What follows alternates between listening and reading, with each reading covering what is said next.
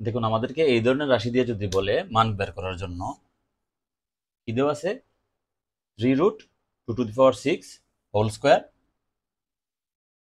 টোটালটাই দেখেন এই জায়গায় কি আকারে আছে, গুণ আকারে আছে। তো এই ধরনের রাশি আমরা খুব সহজে মান নির্ণয় করতে পারবো। আমাদের এদিকে অপশন দেওয়া আছে 10, 16, 24, 32। এখন আমাদের প্রথমে বুঝতে হবে এই যে রুট দেওয়া আছে, এটাকে আপনার বলে ঘনমূল। যেমন আমরা শুধু রুট থাকলে আমরা লিখি কি হাফ, আর এই জায়গায় যদি আমার √3 ঘনমূল থাকে এটার পরিবর্তে কিন্তু আমরা লিখতে পারি 1/3।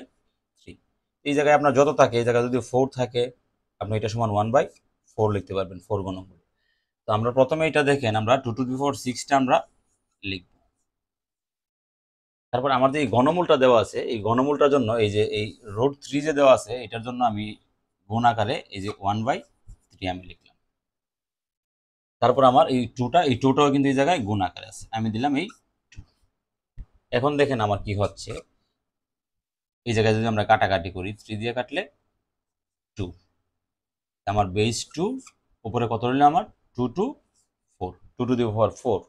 এখন যদি আপনারা 4টা 2কে গুণ করেন 2 ইন্টু 2 ইন্টু 2 ইন্টু 2 হচ্ছে কত, 2 দুগুণে 4, 4 দুগুণে 8, 16। আমরা এগুলা এই ধরনের ঘনমূলের রাশি যদি আমরা আসে আমরা এগুলো খুব সহজেই 10 থেকে 15 সেকেন্ড সময় লাগবে আপনারা ইজিলি মান বের করতে পারবেন। আশা করি ভিডিওটি সবাই বুঝতে পারছেন।